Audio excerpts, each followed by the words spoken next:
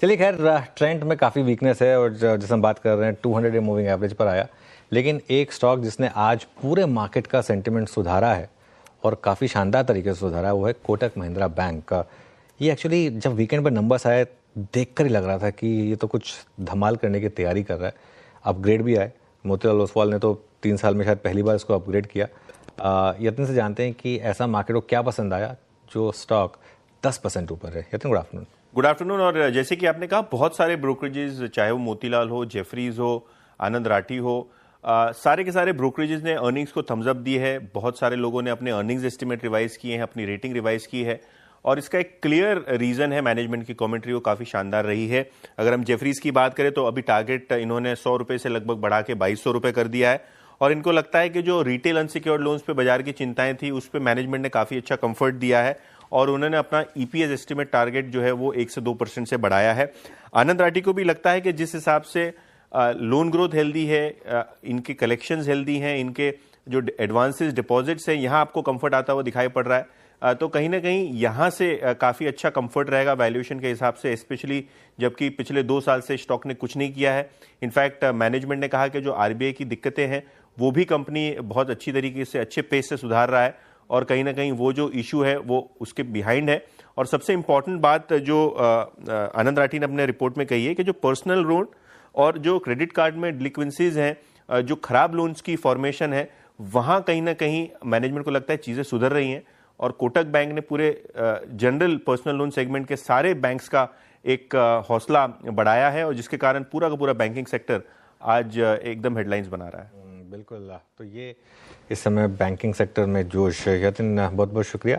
शरद जी, कोटक 1921 पर खरीदेंगे क्या?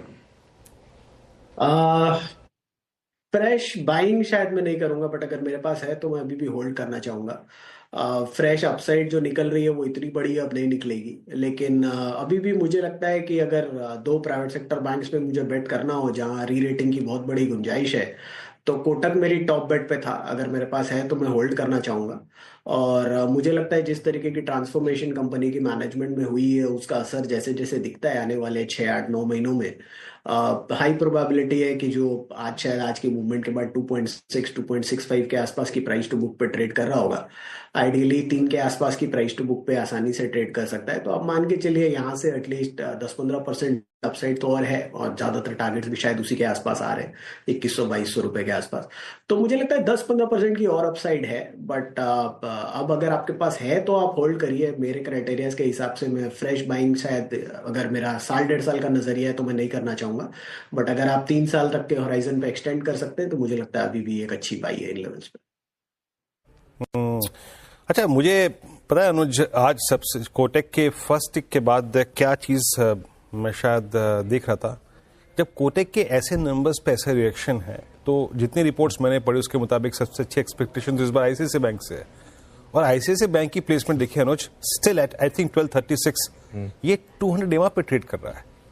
आईसीआईसीआई बैंक का ये प्राइस, अगर मुझे थोड़ा बहुत रिस्क लेना भी है तो ये क्या कह रहा है? इट्स अच्छा प्राइस है ये, कंसिडर करना है। बिल्कुल। देखिए, मैं बीरू एक चीज बताऊं, वैसे इस मार्केट में इस अर्निंग सीजन में जो एक लेसन सबको लेना चाहिए ना, एक्स्ट्रापोलेट मत करिए। फॉर एग्जांपल, अगर आपने टीसीएस के चक्कर में एचसीएल टेक ले लिया तो जबरदस्त पिटाई हुई आपकी, या फिर इन्फोसिस ले लिया तो जबरदस्त पिटाई हुई। उसके चक्कर में अगर आपने विप्रो शॉर्ट कर दिया तो आज मार्केट ने आपको उसमें धो डाला। ठीक है, ऐसे ही अगर आप बैंकिंग में लेके चलें, अगर जब एक्सेस के नंबर्स आए थे, एक्सेस इतना गिरा, उसके चक्कर में अगर आपने बाकी किसी बैंक को शॉर्ट किया तो आज देखिए किस तरीके से आप कोटक में कितनी रिकवरी आ गई।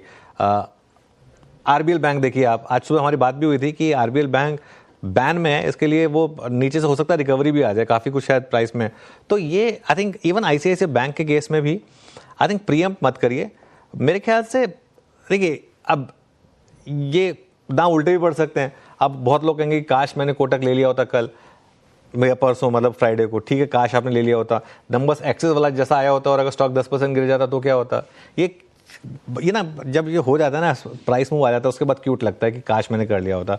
मार्केट में ऐसा होता नहीं है। ये आपका या तो आपके पास इंफॉर्मेशन हो, वो आर्बिट्राज हो, वो अलग बात है, अगर नहीं है तो नहीं हो पाएगा। इसलिए मैं कह रहा हूँ आईसीआईसीआई बैंक के केस में भी नंबर आने दीजिए। अच्छा, कोटक का केस है फॉर एग्जांपल, सुबह खुलने के बाद भी इसने आपको जगह दी वैसे लेने के लिए, और अगर आप ये आपका थोड़ा सा लॉन्ग टर्म का नजरिया है तो हो सकता है यहाँ से भी वो आपको पैसा बना के देगा, क्योंकि नंबर्स इतने अच्छे थे कोटक महिंद्रा बैंक के।